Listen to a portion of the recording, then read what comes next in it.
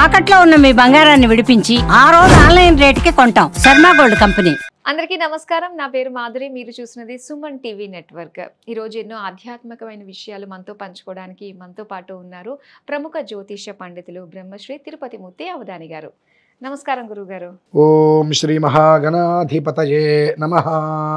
గురుగారు, విశ్వంతో మనకు కనెక్ట్ అవుతే మనం ప్రతి దాంతోటి కూడా ఈజీగా మనం కనెక్ట్ అయిపోవచ్చు పంచభూతాలతోటి అని చెప్పేసి మీరు అన్నారు కదా. సో దానికి చేయడానికి మీరు 86 రోజులు మీరు మిమ్మల్ని రెడీ చేసుకున్నట్లయితే అమ్మవారితోటి మాట్లాడిస్తాను అని చెప్పేసి అన్నారు. అంటే ప్రతి ఒక్కళ్ళకి కూడా అసలు ఆ స్టేజ్కి వెళ్ళాలి, ఎలా ఫీల్ అవ్వాలి, అమ్మవారి కృప ఆశీస్సులు ఉండాలని కోరుకుంటూ ఉంటారు. కానీ దానికి ముందుగా మనల్ని మనం ఎలా సిద్ధం చేసుకోవాలంటారు? తప్పకుండా. శ్రీ విద్యాం పరిపూర్ణమేరు శిఖరే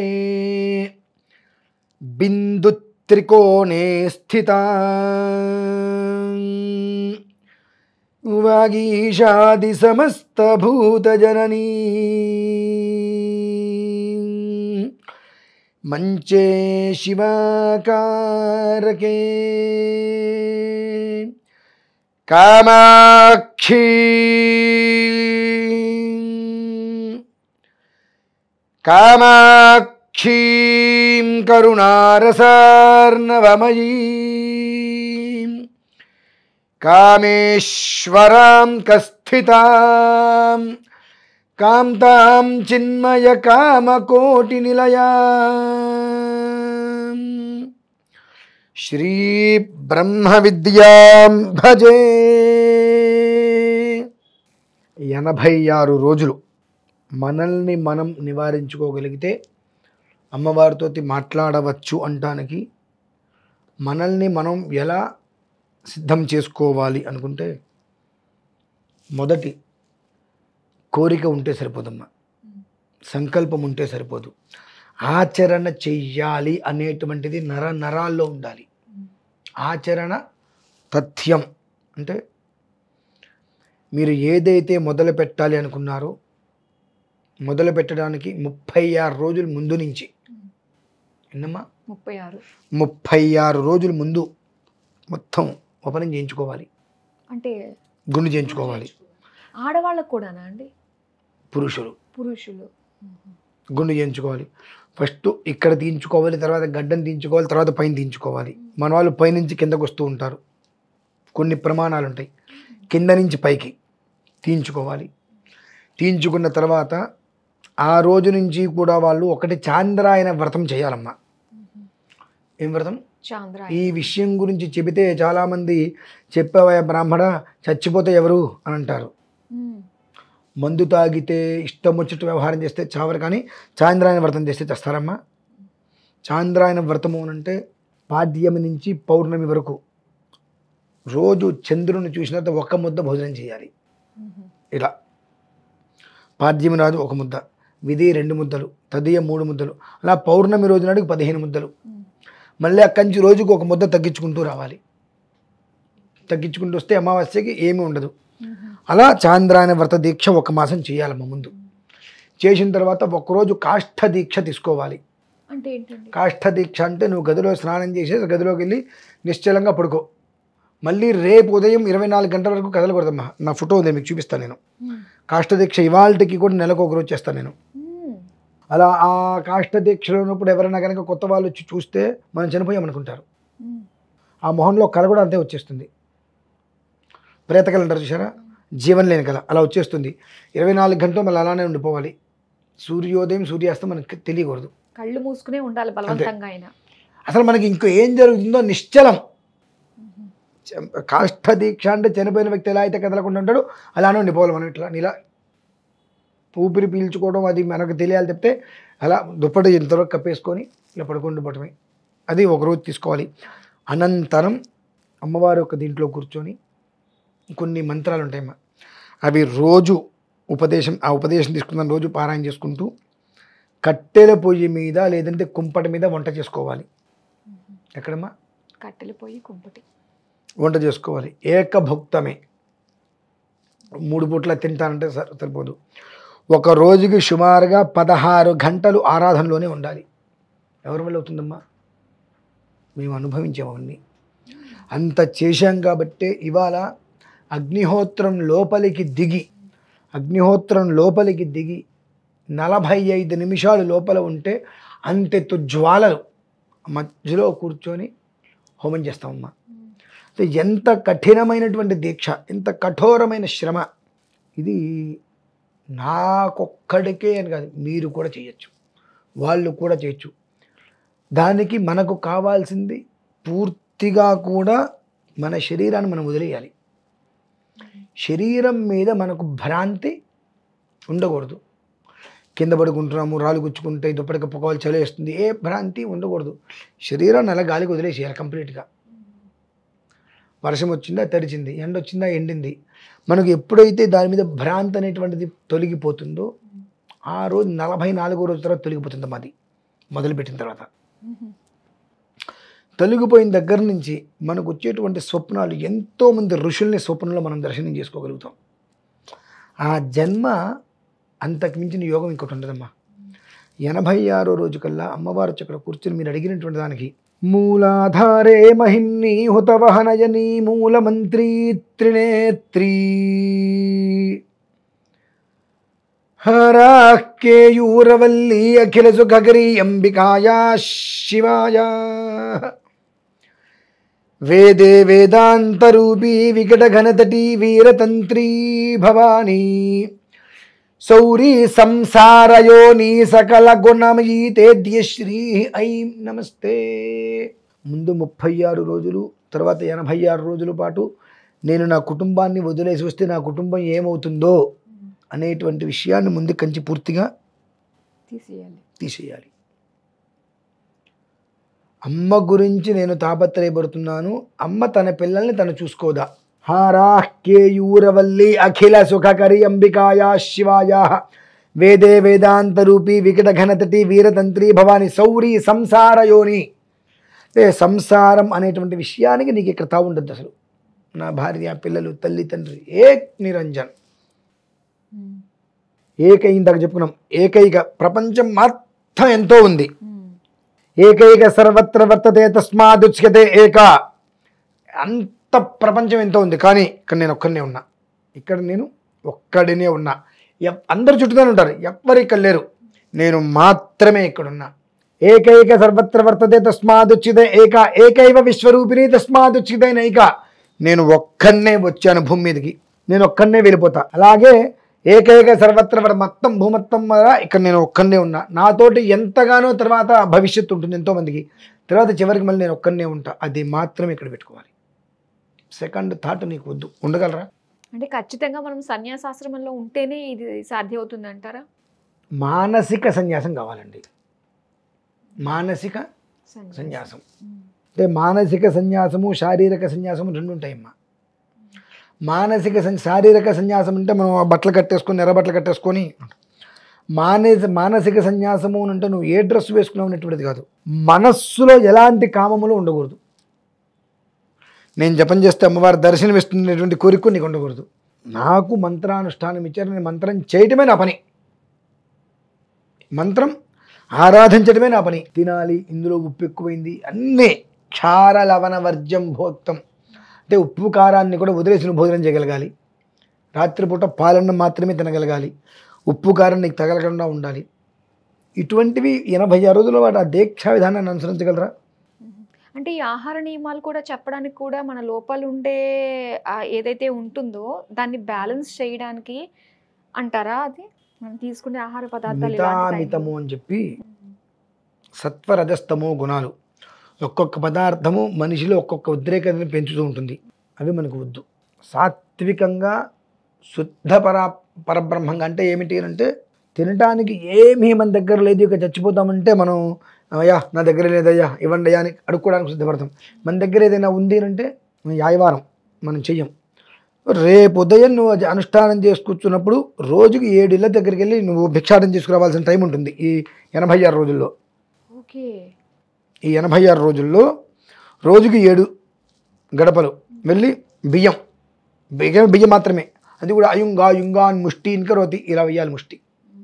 ఆ బియ్యం తీసుకొచ్చి దాంతో వంట చేయాల్సిన పరిస్థితి వస్తుంది ఈ 86 రోజుల్లో. దానికి కూడా నువ్వు సర్వం సహా సిద్ధమై ఉండాలి. ఉండగలవా? ఇవాళ చాలామంది మా పోటీ వాళ్ళ గురించి చులకనగా నోటికి ఏదొస్తే ఆయన పెద్ద బ్రహ్మాండమా, ఆయన బ్రాహ్మణ, ఆయనకి ఇదా ఇది రకరకాలుగా మాట్లాడుతూ ఉంటారు. ఎంత కఠోరమైన సాధన మేము చేసి ఉంటాము ఎవరికి తెలుసమ్మా. రిషికేశ్ వెళ్తే రమ్మనండి చూద్దాం, ఎవరు వచ్చి కూర్చుంటారు. ఐసు గడ్డలు ఉంటుంటాయి నీళ్ళు, ఆ నీటిలో దిగితే మనకు ఐసు గడ్డ కట్టే ముందు ఎలా అయితే కనుక వస్తే అట్లా నీళ్ళు అలా ఉంటాయి రిషికేశ్లో. ఆ గంగలో ఇక్కడ వరకు మునిగి జపం చేస్తామమ్మ. ఇంతవరకు మునిగి మనం లేచడికి ఒళ్ళంతా గడ్డ కట్టేసిందంటే కొంకరలు పోయినట్టుగా ఉంటాయి ఒక రకంగా చెప్పాలంటే. శరీరం మనకు స్వాధీనం తప్పేస్తుంది. అటువంటి దాంట్లో అక్కడ కూర్చొని ఇంతవరకు మునిగి పెదాల వరకు మునిగి, కంఠం కాదమ్మా పెదం వరకు మునిగి జపం చేస్తాం మేము. రమ్మనండి చూస్తే ఎవరు చేస్తారు. చల్లటి చలికాలం, చల్లటి నీళ్ళు పోసుకుంటాం. ఎవరండి అయ్యప్ప దీక్ష తీసుకుని ఆ 4 రోజుల్లో పోసుకుంటారు, తర్వాత పోసుకుంటారా? రిషికేశ్ రమ్మనండి నాతో పాటు చూస్తా. ఇలా మిట్ట మధ్యాహ్నం 1 గంట కూడా చల్లదనం తగ్గదండి, అది అంతే ఉంటుంది. ఊరుగా సౌండ్, ఆ ప్రవాహం విపరీతంగా ఉంటుంది. అందులో అలా కూర్చుండిపోతే ఎక్కడి వరకు జపం చేసుకోవడం ప్రధానం. 4 గంటలు 5 గంటలు అట్లా జపం చేసుకుంటూ ఉంటాం. అలా ఎంత చేసి ఉంటావో మాకు తెలుసమ్మా. అంటే ఇదంతా కూడా మనకు సాధ్యమైంది 86 రోజులు మీరు చేసిన దీక్ష వల్లే ఉంటుందంటారా? అది 86 రోజులు ఒక దీక్ష చేస్తే మనకి అమ్మవారు మాట్లాడుతుంది అని చెప్పేసి అన్నారు కదండి. మేము ఇదంతా కూడా దగ్గరగా 8 సంవత్సరాలు దీక్ష చేశామమ్మా. కంటిన్యూస్ గా మేము 8 సంవత్సరాలు దీక్ష కఠోరంగా చేసి ఉన్నాం. కాకపోతే చివరిలో 9 నెలలు అంతకుమించి కఠోర దీక్ష ఉంటుంది. అంత మేము అనుభవించి ఉన్నాం కాబట్టి ఆ ఉత్సుకత, ఆ రకమైన అమ్మవారితోటి మాట్లాడాలి అనేటువంటిది మానసిక బలం ఉన్నటువంటి వాళ్ళకి ఈ శక్తిని మేము ధారపోస్తాం. వాళ్ళు అక్కడ అంత చెయ్యక్కర్లా, సగం కన్నా తక్కువే వాళ్ళు చేయాల్సింది. అంత మేము చేసామని చెప్తున్నా. ఎంత చెయ్యకపోతే మీరు దీపారాధన మీరు చేపెడతారా? ఎందుకని? కాలుతుంది. మరి ఇదే వస్త్రాలు కట్టుకొని నేను అగ్నిహోత్రంలో దిగుతానమ్మా. మనిషి కూడా కనిపించినంత మంటలు వస్తాయి. 45 నిమిషాలు ఎలా ఉంటాం? దాన్ని అగ్నిస్తంభన అంటారు. ఇక్కడ కూర్చొని వచ్చే వర్షాన్ని ఆపేయచ్చు. 27 నిమిషాల వర్షాన్ని మనం తెప్పించవచ్చు. ఇటువంటివన్నీ మనం సాధించడానికి ఎన్నో కఠినమైన శ్రమలు చేయాలమ్మా. అంతా చేసిన తర్వాత అమ్మవారు అంతా చేసిన తర్వాత కూడా 86 రోజులు దీక్ష తీసుకోవాలి. అయిన తర్వాత మళ్ళీ 40 రోజుల దీక్ష ఒకటి ఉంటుంది. ఆ దీక్ష తీసుకున్నప్పుడు అనేక రకాలుగా భ్రష్టత్వం చెందించడానికి ప్రయత్నాలు జరుగుతాయి. ఎంతోమంది ఆ చేసేటువంటి అనుష్ఠానాన్ని విఫలం చేయడం కోసం ఎన్నో రకాల ప్రయత్నాలు అమ్మవారే పంపిస్తుంది. రకరకాల రూపాలలో మన ముందు వచ్చి గాజులు చప్పుడు చేయడం, గజ్జలు చప్పుడు చేయటాలు అంతా ఇంట్లో కాదండి. మనం ఆ జపం వదిలేసి అమ్మాయితో అర్జెంటుగా వెళ్ళిపోవాలి. అంతటి రకంగా అమ్మవారు అన్నీ తెప్పిస్తారు. చూస్తారు అసలు వీడేం చేస్తాడు అని చెప్పి. వాటికి కనుక మనం కట్టుబడి ఉన్నట్లయితే అమ్మవారు ఇప్పుడు ఇక్కడే ఉండిపోతుందమ్మా. వాటికి కట్టుబడి లేకపోతే కేర్ ఆఫ్ ప్లాట్ఫారం. వాడు అక్కడి నుంచి మళ్ళీ బయటికి రావాలంటే 36 సంవత్సరాలు పడుతుంది. జరిగినటువంటి వాడు చేసిన వెధవ పని నుంచి, అంటే చేసే అనుష్ఠానం నుంచి వదిలేసి బయటికి వెళ్ళిన తర్వాత వాడికి తగిలిన దెబ్బ నుంచి మళ్ళీ తిప్పుకొని లేచి రావడానికి మళ్ళీ 36 సంవత్సరాలు పడుతుందమ్మా. అంత కఠినమైన శ్రమ. అవి ఇంత సాధన మేము చేసి ఉన్నాం కాబట్టి 86 రోజులు కూర్చోగలిగితే అమ్మవారు మాట్లాడతారమ్మా. ఎలాంటి సందేహం లేదు అందులో. ఆ చేసేటప్పుడు మనకు వచ్చేటువంటి వాటిలో ఖడ్గం చక్రగదేషు చాప పరిధాన్ శూలం భుషుండీం శిరః శంఖం సందధతీం కరైస్త్రినయనాం సర్వాంగభూషావృతాం నీలాస్మత్యుతిమాస్య పాదదశకాం సేవే మహాకాళికాం యామస్తౌ స్వపితే హరో కమలజో హంతుం మధుం కైటభం. ఇందులో ఖడ్గం చక్ర గదేషు చాప పరిధాం శూలం భుషుండీం శిరః శంఖం సందధతీం కరైస్త్రైనాం సర్వాంగభూషావృతాం. అమ్మవారు ఖడ్గధారి అయి శూలధారి అయి వచ్చి భయపెడుతుంది. ఒక రకంగా ఆ మంత్రం నుంచి వీడు లేస్తాడా, భయంతో అక్కడే ఉంటాడా, చాలా ఉగ్ర రూపంగా ఒక రకమైన దర్శనం ఇస్తుంది. భయపడి వెళ్ళిపోవాలి అక్కడి నుంచి మనం. ఆ స్థితిలో సింహాదిరూఢ అన్నట్టుగా ఆ సింహంలో అమ్మవారు ఇలా కూర్చున్నప్పుడు ఖడ్గం పట్టుకొని నిలబడేలా ఉన్నప్పుడు త్రిశూలం పట్టుకొని ఒకేసారి 18 భుజాలతో 18 రకాల ఆయుధాలు పట్టుకొని అమ్మవారు ఎదురుకుండా అలా ప్రత్యక్షమవుతుంది మనకు. ఒక నీడ వాయు రూపంలో మనం జపం చేస్తుంటే ఒక నీడ, అది చూసి మనం భయపడ్డామా లేదా అని చూస్తుంది. తర్వాత ఖడ్గం చక్ర గదేషు చావ పరిధాన్ శూలం భుషుండీం శిర శంఖం సందధతీం కరైస్త్రినయనాం. మన కంటికి ఎంతో సంతోషాన్ని కలిగించే విధంగా శంఖాన్ని పట్టుకొని శంఖానాదం చేస్తూ ఎంతో సౌమ్య స్వభావాలై కనిపిస్తుంది. మనం కళ్ళు తెరిచి చూస్తామా లేదా? ఆ కళ్ళు తెరిచి చూసినప్పుడు ఈ కళ్ళు ఎదురుకుండా తెరిచినయ్యా ఊర్ధమూలాన్ని చూసింది, అది కూడా అమ్మవారి గమనిస్తుందమ్మా. అంటే అమ్మవారి యొక్క నాభిస్థానం చూసామా, వక్షస్థానం చూసామా, ముఖస్థానం చూసామా అనేటువంటి కూడా ఆవిడ ఆ కళ్ళు తెరవంగానే ఆవిడకి అర్థమైపోతుంది. అంటే ఆవిడ ఎదురుకుండా ఉంటారు కదా, ఆ ఎదురుకుండా ఉన్నప్పుడు నీ అనుష్ఠానాన్ని అనుసరించి నువ్వు చేస్తున్నప్పుడు నీకు ఆ మాత్రం తెలివి ఉన్నప్పుడు నువ్వు నీ దృష్టి ఎటు వెళ్ళాలి అనేటువంటి విషయాన్ని నువ్వు గ్రహించుకోకుండా నువ్వు కళ్ళు తెరిచావా, కళ్ళు పోయిన ఆశ్చర్యపోకల్లా ఆ ఒక్క తేజస్సు. అలాగే సర్వాంగభూషావృతాం. మనం జపం పూర్తయి సమయం రోజుకు 16 గంటలు జపం చేస్తున్నప్పుడు ప్రశాంతమైన ఒక 10 నిమిషాల సమయంలో పక్కన కూర్చుంటున్నప్పుడు సర్వాంగభూషావృతం, ఒంటి నిండా కూడా అలంకారం చేసుకొని ఆ మనిషి దగ్గరికి వచ్చి ఆ మనిషిని చూడంగానే మనస్సులో అనేక రకమైన ఉద్రేకాలు కలిగేటట్టుగా, ఇప్పుడు ఈ మనిషితోటి మాట్లాడకపోతే మళ్ళీ ఈ మనిషి దొరకదేమో అన్నట్టుగా అమ్మవారు రూప లావణ్యాన్ని ప్రదర్శన చేస్తారు. అది నువ్వు చేసేటువంటి అనుష్ఠాన శక్తిని బట్టి అమ్మవారు ఆ రూపంలో వచ్చింది నువ్వు గ్రహించుకోవాలి. నీలాస్మద్యుతిమాస్య పాద దశగాం సేవే మహాకాళికాం. నువ్వు ఎవరైనా సరే నువ్వు ఎలా అయినా నేను నీకు సేవకుణ్ణి. నీలాస్మద్యుతిమాస్య పాద దశగాం సేవే మహాకాళికాం. నేను నీకు సేవ చేసుకోవడానికి నా జీవితం దీక్షాబద్ధున్నై ఉన్నా, నీకు సేవ చేసుకోవడానికి నేను అనే రీతిలో నువ్వు ఉన్నావా, నువ్వు ఏ రకంగా ఉన్నావు అనేటువంటి విషయం ఆవిడకి గమనించేస్తుంది. తద్వారా అయిపోయింది బ్రహ్మార్పణ జీవితం. నువ్వు నీ చూపు కళ్ళు మూసుకోవడం కదమ్మా, అంతరంగంలో ఉన్నటువంటి చూపును కూడా ఆవిడ గమనిస్తుంది. అందుకనే ఆవిడ నా తల్లి అంటారు అమ్మవారు.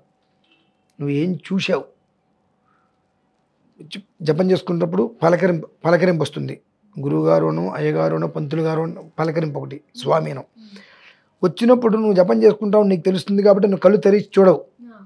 కానీ ఆ గొంతు విన్న తర్వాత ఆవిడ మనల్ని పిలిచినప్పుడు ఆవిడ ఏ పొజిషన్లో ఉన్నారు, ఒంగోని మనల్ని స్వామి అని పిలిచారా, నిలబడి పిలిచారా అనేటువంటి విషయం వెంటనే స్ఫురణకు వచ్చి ఆ పిలిచినటువంటి సమయంలో నీ దృష్టి వెంటనే ఎక్కడికి వెళ్ళింది, ఆ దృష్టిని బట్టి అమ్మవారు అక్కడికి మొత్తం నాశనం చేసేస్తుందమ్మా. ఆ దృష్టి అద్భుతమైన దృష్టితో పిలిచినటువంటి వారికి ఏదైతే భురువోరు మధ్యములు ఎలాంటి స్థానం అక్కడికి దృష్టి వెళ్ళింది అని అంటే ఆవిడ శక్తి మొత్తం మనకు ధారపోస్తుందమ్మా. అంత మేము తపశ్శక్తిని సంపాదించి ఉన్నాం కాబట్టి ఇప్పుడు అంత సిద్ధి పొంది ఉన్నాం కాబట్టి మేము ప్రశాంతంగా అన్ని రకాల విధానాల్లో ఉంటున్నాం మేము. అది సిద్ధి పొందిన తర్వాత మీరు ఎలా అయినా ఉండొచ్చు, కానీ సిద్ధి పొందడానికి మాత్రం 86 రోజులు, అంతకుముందు 36 రోజులు కఠినమైనటువంటి కొన్ని శ్రమలు కనుక అనుసరించినట్లయితే అమ్మవారి దగ్గర కూర్చొని అయి ఆనందవల్లి అమృతకరతలి ఆదిశక్తి పరాయి జ్ఞాని జ్ఞానస్వరూపి స్ఫటికమణిమయి మామతంగి షడంగి. స్ఫటికము అంటే శుద్ధమైనటువంటిది, నిర్మలమైనటువంటిది, తేజస్సు. అంటే మన శరీరం ఎప్పుడూ కూడా ఏ కారణరీత్యా కూడా మలినం కావద్దు, స్ఫటికము వలె శుద్ధముగా ఉండాలి. అయి ఆనందవల్లి అమృతకరతలి ఆదిశక్తి పరాయి జ్ఞాని జ్ఞానస్వరూపి స్ఫటికమణిమయి మామతంగి షడంగి యోగి యోగాసనస్థ భువన వశకరి అని పదార్థ ఛేదాలు. ఎప్పుడైతే 86వ రోజు అమ్మవారు మీకు కనిపించినప్పుడు మీకు తెలియకుండా కంఠం నుంచి, నాభిస్థానం నుంచి, కంఠం నుంచి బయటికి అమ్మవారి మీద అద్భుతమైన గేయం ఒకటి వచ్చేస్తుందమ్మా. మనకు కూడా తెలియదు. మనం పాడామన్న విషయం మనకి గుర్తుండదు. అమ్మవారి రూపాన్ని అలా చూసినప్పుడు చాలా అద్భుతంగా అక్షరస్రక్పరుషం గదేశు కులిశం పద్మం ధనుష్కుండికాం దండం చక్రమసిం చ చర్మ జలజం ఘంటాం సురాభాజనం శూలం పాశసుదర్శనే చ దధతీం హస్తైః ప్రసన్నాననా సేవై సేరిభమర్దినీమిహ మహాలక్ష్మీం సరోజస్థితాం ఘంటాశూలహలాని శంఖముసలే చక్రం ధనుస్సాయకం హస్తాబ్జైర్దధతీం ఘనాం తవిలసత్సీతాం సుతుల్యప్రభాం గౌరీ దేహ సముద్భవాం త్రిజగతామాధారభూతా మహా పూర్వామత్ర సరస్వతీమనుభజే శుంభాది దైత్యార్దిని అని అనేక రకాలుగా 86వ రోజు ఆ జపం చేస్తూ జపం పూర్తయింది. ఆ సమయం ఎప్పుడైతే కనుక ఇంత సమయం ఇంత లగ్నము అనే చెప్పబడి ఉంటుంది, అంటే ఇన్ని నిమిషాలకి ఇది పూర్తవుతుందని. ఆ పూర్తయ్యేటువంటి సమయానికి నువ్వు ఏ రూపంలో ఉన్నప్పటికీ కూడా జపం చేసుకుంటూ అలా చక్కగా ఉన్నప్పుడు నీ ఎదురుకుండా ఒక్కటి చంద్రబింబము వలె ఒకటి వచ్చి ఆ బింబంలో అమ్మవారి రూపం ఎంతో అద్భుతంగా తెల్లటి దేహకాంతితో తెల్లటి వస్త్రము ధరించి అమ్మవారి యొక్క రూపం అనేటువంటిది అలా ఒక 8 సెకండ్లమ్మ అంతే. అమ్మవారి రూపం అనేటువంటిది కనిపించినప్పుడు కొంత సమయం మనల్ని మనం మర్చిపోతాం. ఇది కాదా జీవితం, దీనికోసమే కదా ఎంతోమంది ఋషీశ్వరులు మునీశ్వరులు తపస్సు చేసేది. తపస్సు చేసి అనుష్ఠాన బలాన్ని తెచ్చుకునేటువంటి అమ్మ దర్శనం కోసమే కదా. ఆ క్షణం మనకు వచ్చేటువంటి ఒక వైరాగ్యం, ఆ రూపం వెళ్ళిపోయినటువంటి మరుక్షణం వికారం వచ్చేస్తుందమ్మ. మళ్ళీ వికారం అంటే ఏంటి, ఆ ఒక్క క్షణం ఒక రకమైనటువంటి వైరాగ్యం వచ్చి అమ్మవారి రూపం వెళ్ళిపోయిన వెంటనే కూడా మన జపం పూర్తయిపోతుంది.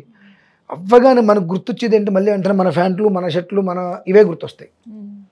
తర్వాత నువ్వు ఉండేటువంటి విధానాన్ని అనుసరించి ఆవిడ నీ జీవితాన్ని ఇలా వృద్ధికి తీసుకెళ్తుంది ఉంటుందమ్మా. ఎందుకు అదెట్లా వస్తుందండి, ఇంత కఠోర దీక్ష చేస్తే అయ్యప్ప దీక్ష తీసుకుంటారు 40 రోజులు. 41వ రోజు అక్కడ ఇరుముడు అయిపోగానే అక్కడే అన్ని మొదలు పెట్టేస్తారు కదా చాలామంది. అంటే అక్కడ ఏంటి, నువ్వు కేవలం దీక్ష ఆ బట్టలకి ఆ మాలకి ఇచ్చావు, నీ మనస్సుకి ఇవ్వలా. ఇక్కడ నువ్వు బట్టలకి ఇవ్వద్దు, మెడలో వేస్తున్న మాలలకి ఇవ్వద్దు, నీ మనస్సుకి దీక్ష పెట్టుకో, నీ మనస్సుని నీ దగ్గర పెట్టుకో. అమ్మవారు వచ్చి 360 రోజులు నీ హృదయంలోనే హృదయస్థార విప్రఖ్యాస్త్రికోణాంతర దీపిక ఏంటి, నువ్వు చేసే విధానాన్ని అమ్మవారు నీ హృదయంలోనే కొలువై ఉంటారు.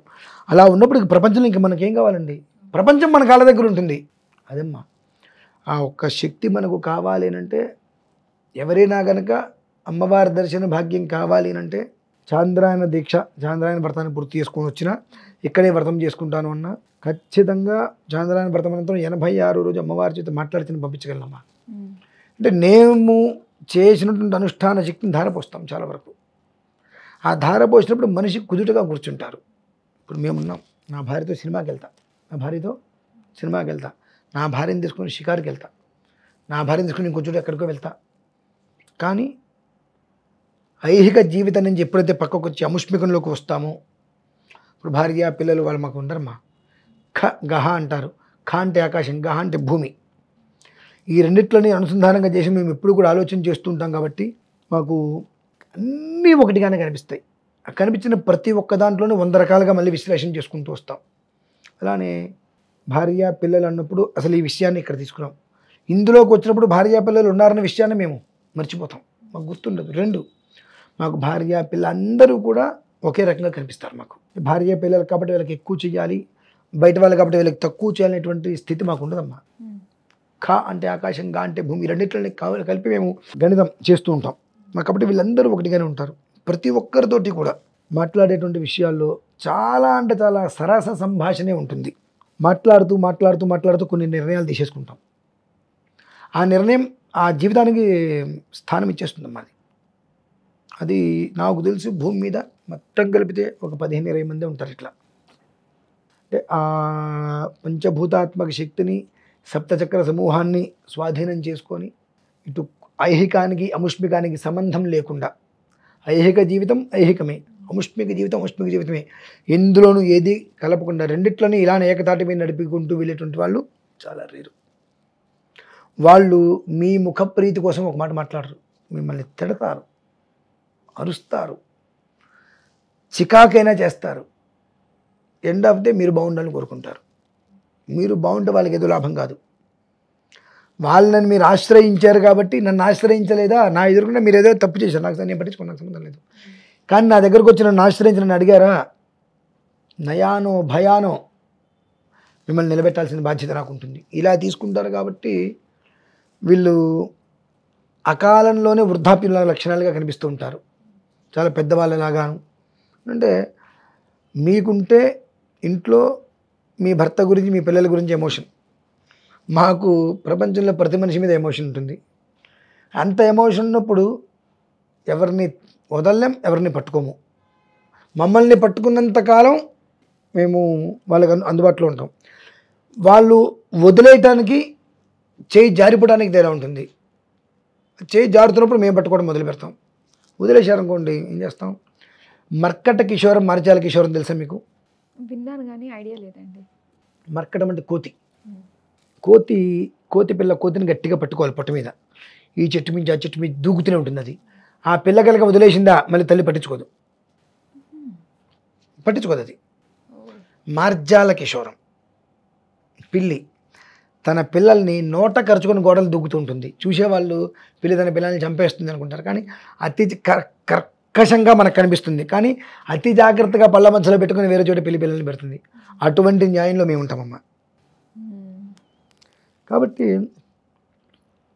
ఏదైనా సృష్టించడం చాలా తేలిక, సృష్టించిన దాన్ని విధ్వంసం చేయడం కూడా మాకు చాలా తేలిక. అంటే ఆ శక్తిని రెండింటిని కూడా దగ్గర పెట్టుకొని ఉంటాం ఎప్పుడు కూడా.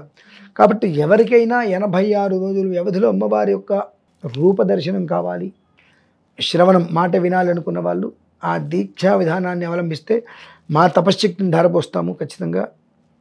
ఆ రూపాంతరం భవతి మంగళ దేవతాయా, అంతకు మించిన జీవితంకి ఇంకా కావాలమ్మా. నిజంగా మీరు చెప్పేవి అన్నీ కూడా ఏంటంటే ఎప్పుడో ఓకే ఇలాంటివి ఉంటుందంట ఆ రోజుల్లో, కానీ ఈ రోజుల్లో కూడా ఇది సాధ్యమని అట్లీస్ట్ అది తెలుసుకునే భాగ్యం మాకు కలిగించినందుకు, ఈ విధంగా ఉంటుందని తెలుసుకున్నాం అట్లీస్ట్. సో చాలా సంతోషం అండి, చాలా చక్కటి విషయాలు మాతో షేర్ చేసుకున్నందుకు ధన్యవాదాలు.